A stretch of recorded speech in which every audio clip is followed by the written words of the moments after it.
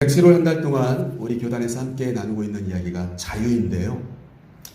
오늘은 사실 사람에게 버림받아서 그 굴레 가운데 속해 있었던 한 여인에 대한 이야기를 우리 성도님들에게 제가 말씀드리기로 지난주에 약속했었죠.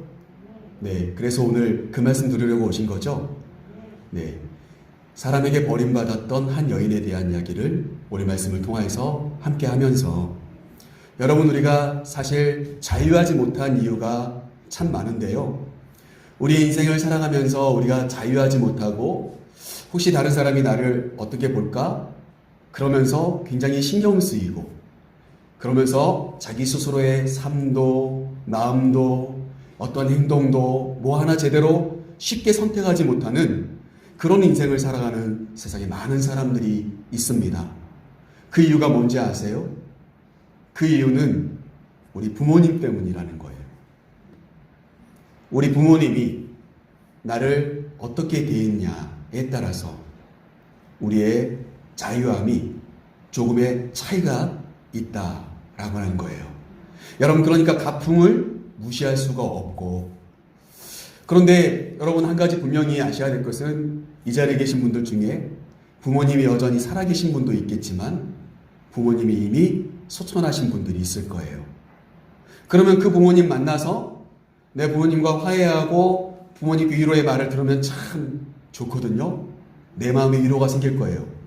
이제까지의 내 어떤 굴레와 갇혀 있었던 삶이 막 이렇게 열릴 겁니다.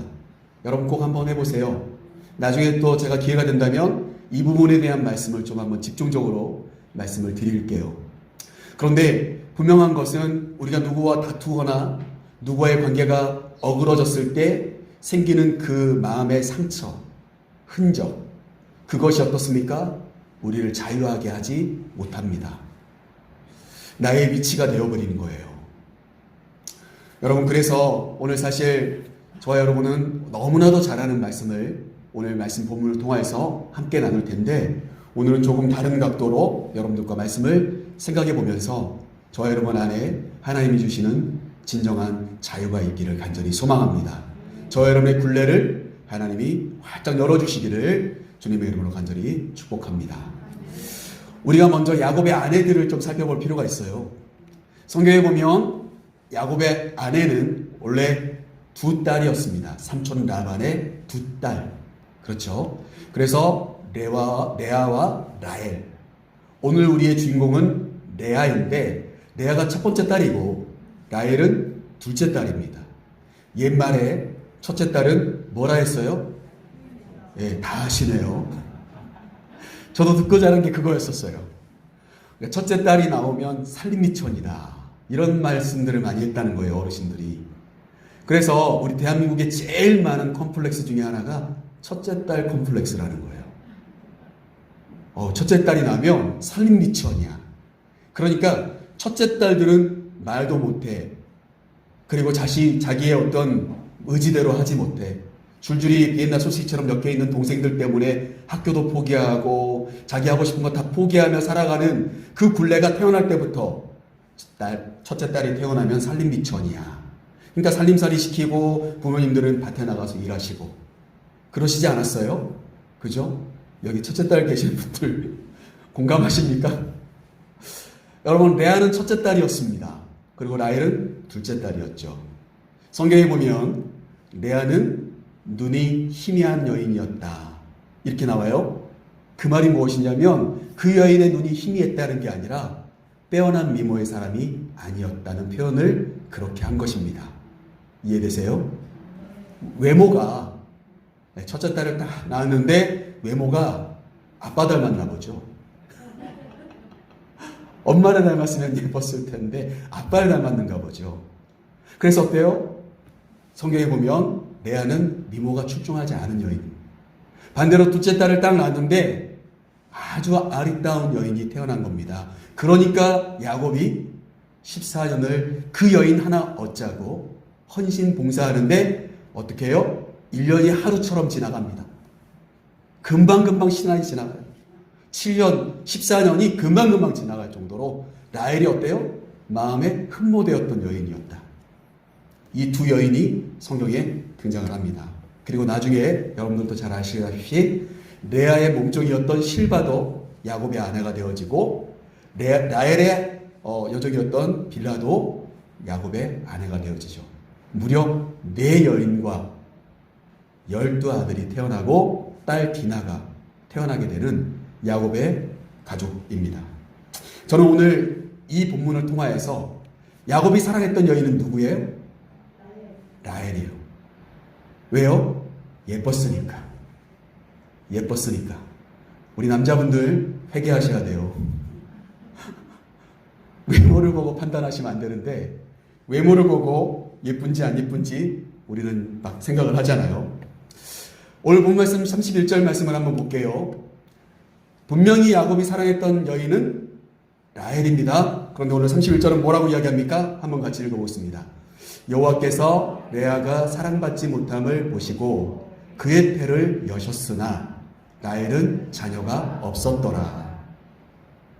저는 31절 말씀이 기적이라고 생각합니다. 기적. 왜요? 사랑하는 여인과 더 많은 시간을 보내겠습니까? 사랑하지 않은 여인과 더 많은 시간을 보내려 하겠습니까? 사랑하는 여인과 더 많은 시간을 보내고 싶겠죠? 그런데 자식은 누구에게 태어나요? 사랑하지 않았던 여인에게서 자식들이 태어나기 시작을 해요. 이유는 딱 한 가지입니다. 여호와께서 그렇게 하셨다는 거예요. 오늘 말씀 제목이 뭡니까? 여호와께서 여시면. 여러분, 여호와께서 여시는 것은 뭡니까? 그게 기적입니다. 기적의 출발점입니다. 뭔가 막혀있고 세상의 이치와는 다른 결과가 분명히 나오게 된다라고 하는 것을 오늘 31절 말씀을 통해서 우리가 먼저 마음에 새겨야 합니다. 자, 그렇다면 오늘 저는 2가지 하나님이 여신 것에 대해서 말씀을 드리려고 하는데, 먼저 첫 번째 1번 같이 한번 읽어볼까요? 시작. 사랑받지 못한 여인의 태를 여신 하나님. 여러분, 사랑받지 못하는 여인이기 때문에 야곱은 어떻게 했을까요? 그냥 남편 된 도의만 지키면서 아내와 잠자리를 같이 했을 거예요. 더 마음도 주지 않고 마음 줄 마음도 없어요. 온통 2번째 부인 라헬에게 싹 마음이 가 있기 때문에 레아에게 줄 마음이 없습니다. 그러면 어떨까요? 1년에 결혼을 했기 때문에 이 여인이 나의 아내이기 때문에 남편으로서 도의만 지켰을 거예요. 그런데 어떻습니까? 하나님은 그 여인의 태를 여셨다 라고 하는 겁니다. 하나님은 어떤 분이요? 여인의 태를 여시는 하나님. 여러분, 성경의 다른 본문을 보면은요, 이삭이 사랑하는 아내를 얻었죠. 리브가를 얻었습니다. 그런데 아이가 생기지 않는 거예요. 아내가 슬퍼합니다. 그때 이삭이 어떻게 하죠? 하나님께 기도합니다. 이삭이 하나님께 기도해요. 우리 남자분들 잘 들으십시오. 여러분, 믿음의 가장이 되셔야 될 이유가 바로 여기에 있습니다. 뭔가 막혀 있었어요.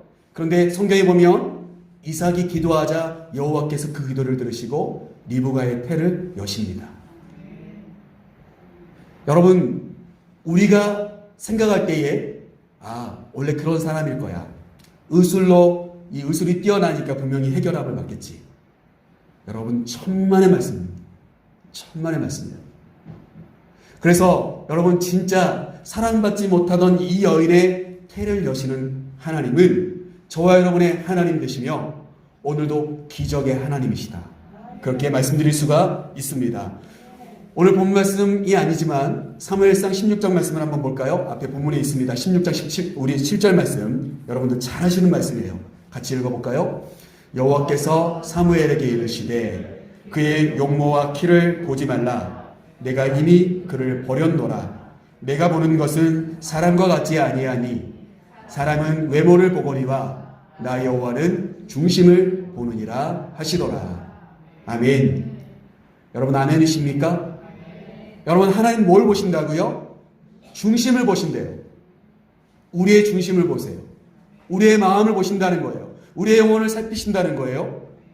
하나님의 선택의 조건은 우리의 마음이지 눈이 희어진 여인, 눈이 희미한 여인, 소위 말해서 못생긴 여인이기 때문에 버리시고 예쁜 여인이고 사랑받기 때문에 선택하시는 것이 아니라는 겁니다. 하나님의 선택은 우리의 중심에 있습니다. 오늘도 여러분의 마음의 중심이 어디에 있으십니까? 하나님께 집중하시는 시간 되기를 주님의 이름으로 간절히 축복합니다. 하나님이 보시기에 여러분의 마음의 중심이 깨끗하고 착하여서 하나님께서 긍휼히 여기시기만 하면 놀라운 기적이 출발될 줄로 믿습니다. 그런 마음에서 오늘 31절 말씀 다시 한번 읽어보죠.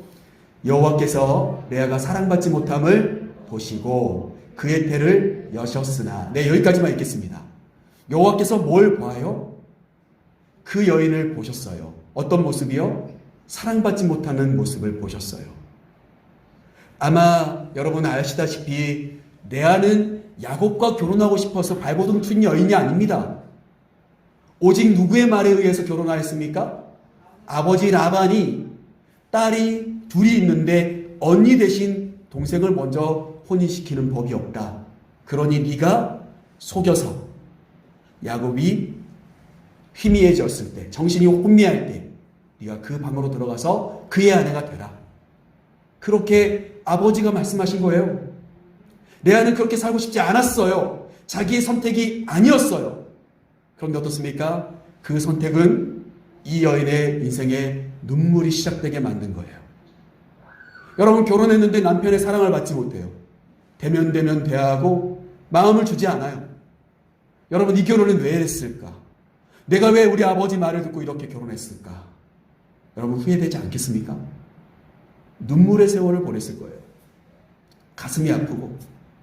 여러분, 아마 이곳에 계신 우리 성도님들 많은 분들이 자신들의 직업이나 진로나 어느 학교에 가고 싶었을 때, 또 공부를 하고 싶었을 때 여러분들 부모님이 여의치 않아서, 야, 네가 하면 네 남동생은 누가 공부를 가르칠 수 있겠냐, 뭐 이렇게 말씀을 들으신 분들도 많이 있을 거예요.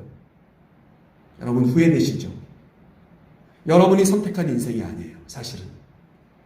그런 환경 가운데 태어나서 부모님들의 말씀에 순종하기 위해 따라간 인생이에요. 이 남자와 결혼하기 쉽지 않았어.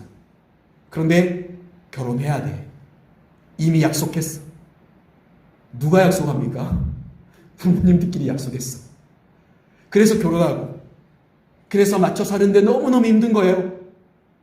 뼈를 깎는 세월을 보내시는 분들 분명히 있을 거예요. 여러분, 그런데 중요한 것은 하나님이 보신다는 게 중요합니다.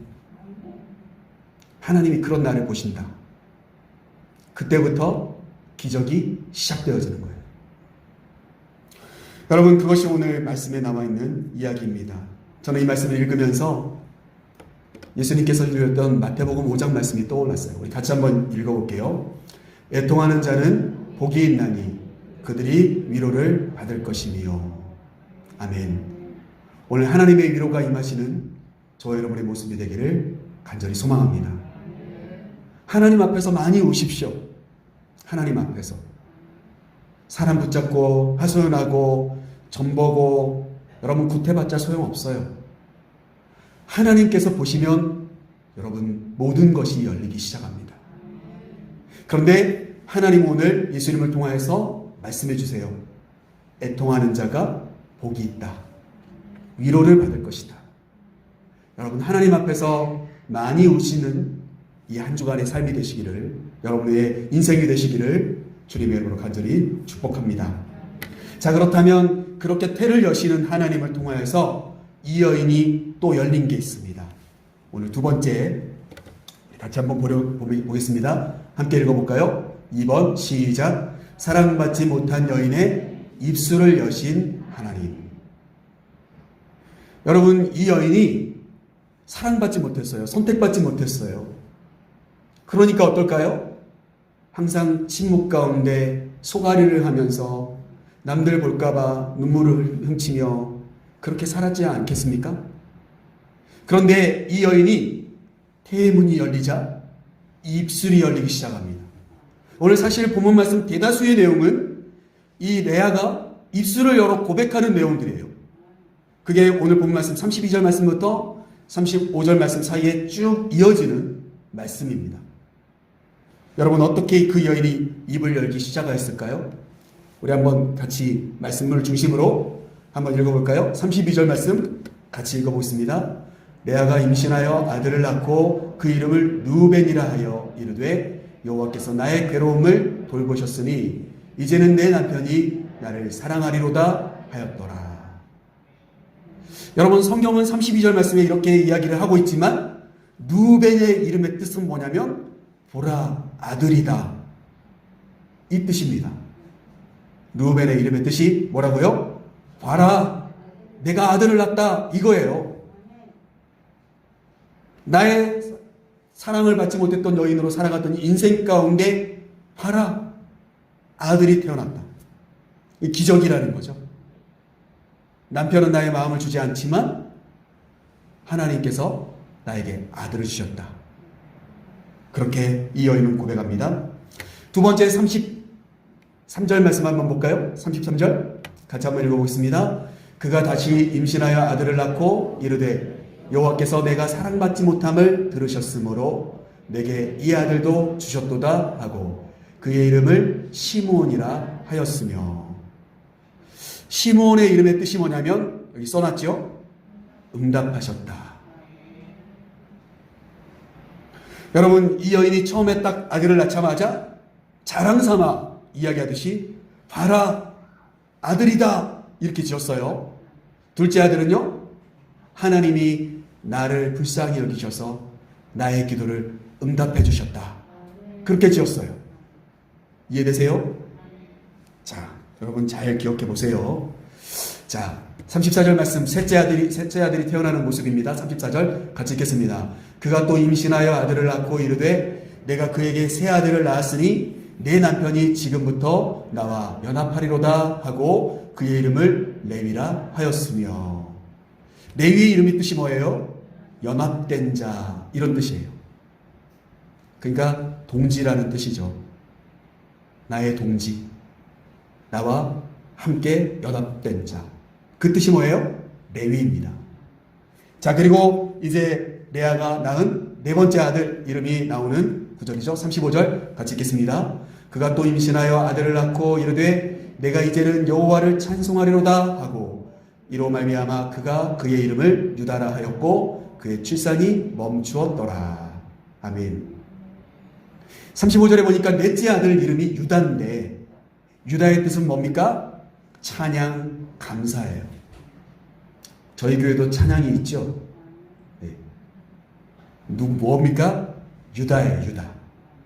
유다의 이름의 뜻이 찬양이에요. 찬양, 감사. 여러분, 아까도 제가 말씀에 두 번째 우리 말씀 서두에 말씀드린 것처럼 이 여인이 사랑받지 못한 여인이니까 무엇을 하든 동생과 다투면 누구 편을 들까요? 동생 편 들 거 아닙니까? 그러니까 어디나 항변도 못하고 얼마나 처절하게 오해받으며 살았겠습니까? 그런데 어떻습니까? 아들이 태어나기 시작하자 이 여인의 뭐가 열려요? 입술이 열리기 시작해요. 입술이. 여러분, 저는 우리 사랑하는 지도제일교회 모든 성도님들이 입술이 열리는 자들이 되기를 간절히 소망합니다. 이 말씀은 무엇이냐면, 여러분, 아무리 얌전하고 뭐 아무것도 못할 것 같은 사람도 성령의 은사를 받고 나면 바뀌더라는 거예요. 찬양하고 소리내어서 기도하고 방언도 하고 그리고 자신의 주장도 당당히 펼치는 사람으로 담대하게 바뀌든가요, 안 바뀌든가요? 바뀌죠. 제가 전에 한번 말씀드렸죠. 기드온이라고 하는 사람은 어떻겠습니까? 모압 사람들의 눈을 피하여서 포도주 틀에다가 타작을 하고 있었던 사람이에요. 어찌 보면 찌질한 사람이죠. 그런데 여호와 하나님께서 천사를 보내셔서 뭐라고 하시죠? 너는 큰 용사다. 기드온을 부르시자 기드온이 모압 군대를 물리치는 자가 되잖아요. 여러분, 하나님께서 저와 여러분에게 찾아오는 순간 저와 여러분의 입술이 열리게 될 줄로 믿습니다. 영혼의 찬양이 이루어지기 시작하는 거예요. 기도와 감사, 감격이 우리의 입술 가운데서 막 쏟아지기 시작하는 거예요. 고백하게 되는 겁니다. 하나님을 찬양하며 기뻐하는 소리가 넘쳐나는 삶, 그것은 어떤 사람들에게 다 주어지는 삶이 아닙니다. 하나님이 여실 때 이루어지는 삶인 줄로 믿습니다. 여러분, 사람들의 선택은 못 받아도 하나님의 선택하시면 어떻습니까? 내 입술이 막 열리는 거예요. 사람들이 뭐라고 무시하든, 사람들이 나를 조롱하든 비웃든 상관없이 찬양하고 감사하고 기도하는 인생이 될 줄로 믿습니다. 왜요? 레아가 그렇게 살아갔잖아요. 레아가 그렇게 고백하지 않습니까? 그렇죠? 아들을 낳을 때마다, 아들이 태어날 때마다 그 아들들의 이름을 지으면서 어때요? 자신의 입술을 자꾸 엽니다. 자신의 마음에 응어러졌던 것들이 그 입술을 열 때마다 어떻게 될까요? 확 쏟아져 나오면서 해결함을 받게 되는 거예요. 여러분, 가슴에 콩 하고 담아두지 마세요. 결코 그것이 여러분의 자유를 주지 않습니다. 그것은 여러분의 족쇄가 될 겁니다. 여러분, 그것을 자꾸 풀어헤쳐서 하나님께서 주시는 마음을 가지고 입술을 여셔야 해요. 찬양의 입술을 여셔야 합니다. 기도의 입술을 여셔야 합니다. 그럴 때 어떨까요? 우리는 진짜 자유함을 누리게 될 줄로 믿습니다. 여러분, 오늘 제가 말씀을 길게 준비한 게 아니라서 여러분 섭섭하지 않으시죠? 마지막으로 한 개 생각해 볼 수 있는 게 있어요. 이 레아의 이 입술을 여는 과정들을 통해서 여러분, 우리가 아까 함께 읽었던 말씀 한번 먼저 볼게요. 32절 말씀에 보면 르우벤이라고 첫째 아들을 낳았어요. 그렇죠? 르우벤이라고 이름을 지었습니다. 이게 뭐라고요? 보라, 아들이다. 그래서 어쩌다는 겁니까? 아들 낳아서 아들 낳았다고 이야기한 것 뿐이에요. 그의 이름이에요. 너무 감격스럽고 좋겠지만 너무 인간적인 이름이죠. 맞습니까? 틀립니까? 맞습니다. 그런데 서서히 이 여인의 입술의 고백이 바뀌기 시작해요. 입술의 고백을 하는, 입술을 여는 그 기준이 바뀌기 시작합니다. 처음에는 사람들에게 자랑하기 위해서 내가 아들 낳았어 그랬을지 몰라도 두 번째는 뭐예요? 응답하셨다는 거예요. 누가? 하나님이. 나의 마음을, 나의 아픔을 하나님 보시고 성택받지 못한 나의 인생을 하나님 보시고 내 기도를 응답해 주셨다. 기준이 어때요? 사람들에게 자랑하지만 하나님을 내세우는 자랑으로 바뀌고 있습니다. 셋째 아들을 낳으면 뭐라고 이름했다고요? 레위라고 이름 지었죠. 뭐라고 했습니까? 연합된 자. 남편과 내가 하나 될 수 있는, 그래서 이제 이 아들로 인하여서 하나님, 나의 남편과 나의 관계가 회복되게 될 줄로 믿습니다. 라고 하는 고백이 뭡니까? 레위예요. 네 번째 아들은 뭡니까? 아예 하나님께만 영광 돌리는 이름이에요. 뭡니까? 유다죠. 여러분, 이 말씀을 통하여서 여러분이 생각해야 될 게 있어요. 저와 여러분의 기도의 수준이 아직도 걸음마 단계에 있습니까? 아니면 조금씩 하나님 편으로 우리의 기도가 바뀌고 있습니까?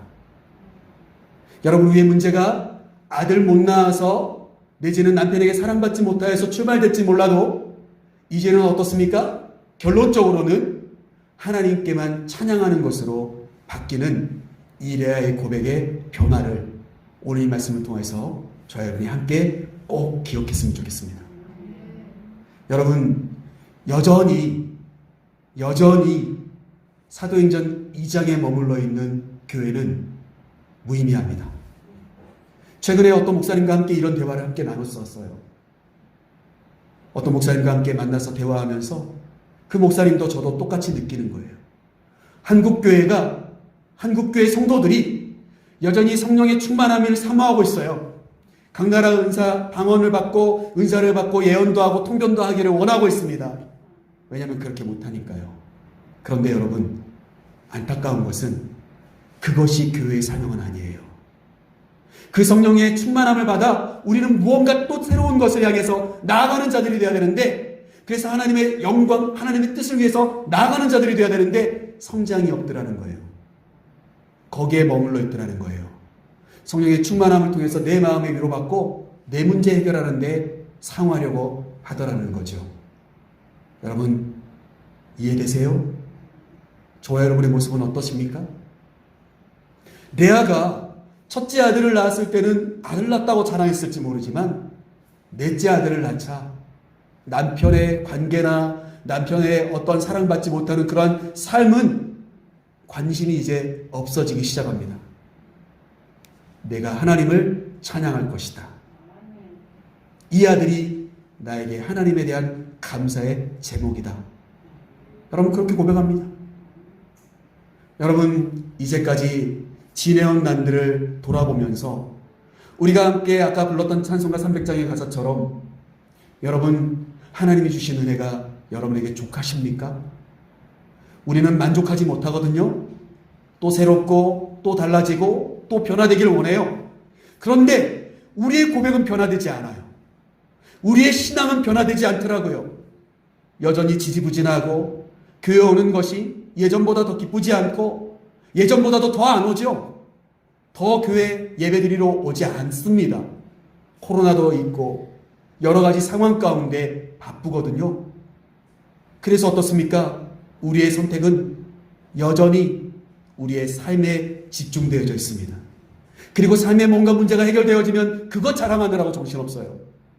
하나님께서 어떻게 해주신지에 대한 찬양은 온데간데 없이 사라지고 그거 자랑하느라고 바쁜 인생을 살아갑니다. 여러분 싫으셔도 동의가 되지 않습니까? 여전히 한국교회는 여전히 이 시대를 살아가는 기독교인들은 사도행전 2장에 머물러 있는 거죠. 이제 성령의 충만함 받고 영안이 열려서 그래도 이게 진리구나 라고 하는 것 정도를 아는 수준? 그 다음은요. 여러분 그 다음 여러분의 삶 곳곳에서 오늘 마치 레아가 태의 아들들을 잉태하고 낳는 것처럼 저와 여러분의 마음속에서도 뭔가 여러분의 마음 중심에 품고 살아가는 것들이 하나하나 열매로 잉태되게 되시기를 주님의 이름으로 간절히 축복합니다. 그렇게 되셨을 때 여러분들과 저의 고백이 하나님께 더 향하는 고백으로 나날이 성장하게 되시기를 주님의 이름으로 간절히 축복합니다. 제가 말씀을 마치면서 소개하고 싶은 두 구절의 말씀을 소개하고 말씀을 마칠게요. 시편 30편 11절 말씀, 아주 유명한 말씀이죠. 우리 같이 한번 읽어보겠습니다. 주께서 나의 슬픔이 변하여 내게 춤이 되게 하시며 나의 베옷을 벗기고 기쁨으로 띄우셨나이다. 아멘. 다윗의 이와 같은 고백이 저와 여러분의 고백이 되기를 간절히 소망합니다. 나는 슬펐지만 기쁨의 열매를 거두게 해주시는 하나님. 나는 슬픔을 품고 살았지만 그 슬픔이 응애하고 잉태되어지자 태어나자 뭐가 되어져요? 나에게 춤이 되어지는 하나님은 나를 그렇게 인도하시는 분입니다. 지금 내가 당한 일은 너무 싫고 괴롭고 피하고 싶은 일일지 모르지만 끝까지 하나님이 주신 일이라고 감당해 나가자 그 열매는 너무너무 아름다운 풍성한 열매가 맺혀지시고 거두어지시는 삶. 바로 그와 같은 사람들이 고백하는 내용이 바로 다윗의 고백 시편 30편 11절 말씀이라고 그렇게 생각되어집니다.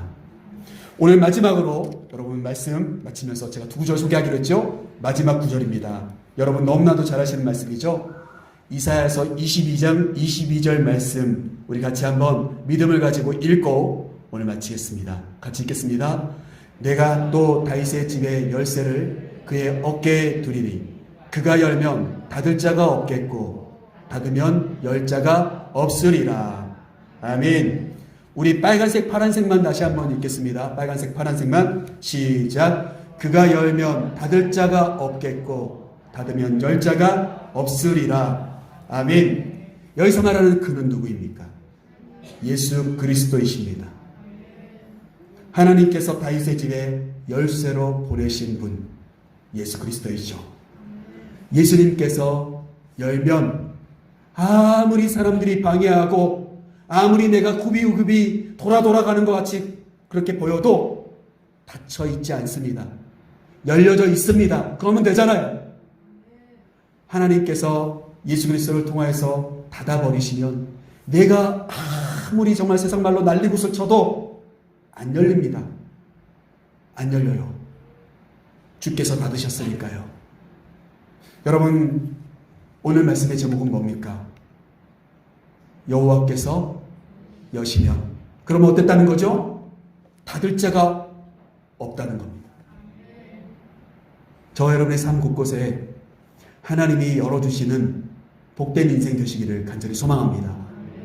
뭔가 내가 아직 이루지 못한 것들이 있을 거예요. 뭔가 내가 지금 너무 불편한 것이 있을 수 있어요. 용기도 없고 자신도 없어요.